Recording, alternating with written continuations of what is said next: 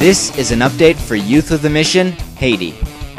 It's another sunshiny morning in Haiti, and today is a special day for the Port-au-Prince refugees because we're going to be letting them in 25 at a time, giving them a black bag, and they can fill it with as much stuff as they want of the food and clothing laid out on the tables here. Given by the American people, these items go to everyone who has an ID card. From stuffed animals to ramen noodles, the people are not picky, so long as they can get something to help them or their kids. As distribution begins in the YWAM arena, another story is happening in the upper property. Behind me here is 16 tons of food donated by the World Food Program that we're going to be unloaded here, and as soon as it's unloaded it's going to be taken straight to distribution, so it's just off and on straight to the people.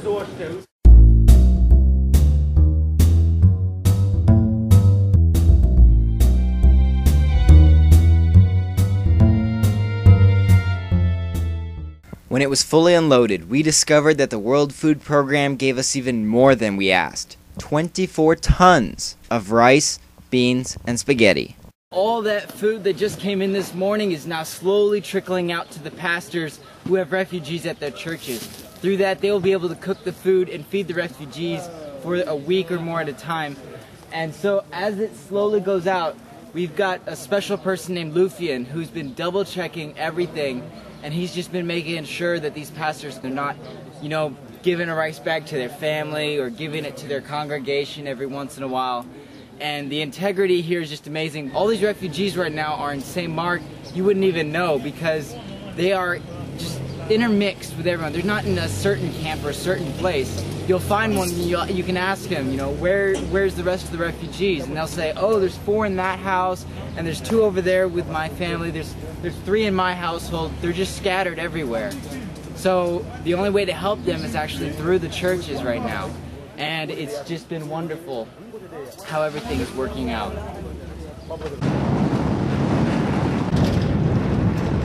Hey everybody, this is going to be the location of one of the tent communities that we're going to build for the Port-au-Prince refugees.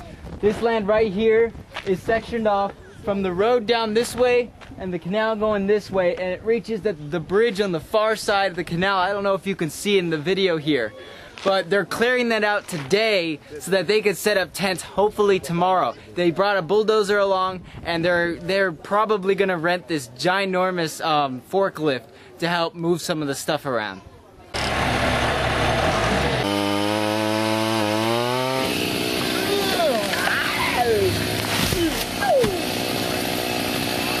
Hey everyone, we're at the New Beginnings Clinic right now, where this morning all the tents were set up for it.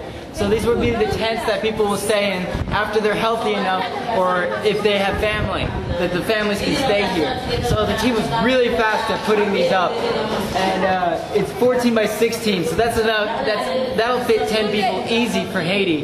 Everyone's really happy about these tents, and some are even worried that they might not get one, but we haven't even organized it, so they have nothing to worry about. But here's all the kids from around the community. They're really excited about everything. Dis bonsoir. Bonsoir! Alright, let's say good afternoon. Inside the clinic, Dr. Doe and his team from Lancaster, Pennsylvania are helping the patients. Well, first of all, it's amazing what God has done through this space here and getting prepared. And the way this clinic, just given by God, and in such a short time it's already up and running. And we've seen so many really complicated and sick patients in just the last 12 hours since we arrived. People that the hospital wouldn't even take care of, that have paralysis from TB, that have wounds that are really in difficult shape. So the vision of being able to see this clinic grow, to see the tent city that's yesterday was 2 houses and now is what, 12 houses just outside on the property here. It's just amazing what God's doing. And I think the greatest needs are for consistency and a vision that can be gradually growing into the purposes that God has for this region. In wrapping just this one very packed day up, we return to the arena where distribution is still going on.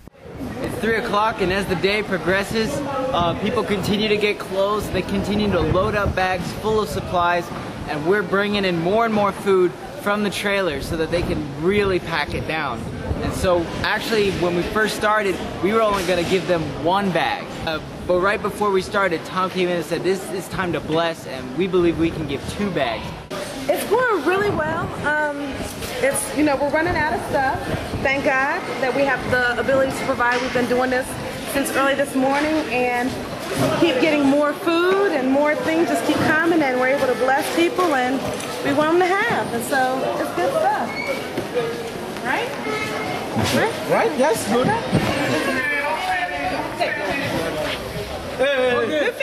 ahead. An hour later, in the upper property, all 24 tons of rice and beans had been distributed, and we didn't have any more. We have extra food? You don't know? No, I don't know. Is it God just provided for us. Because we are out of rice. We just gave the last rice.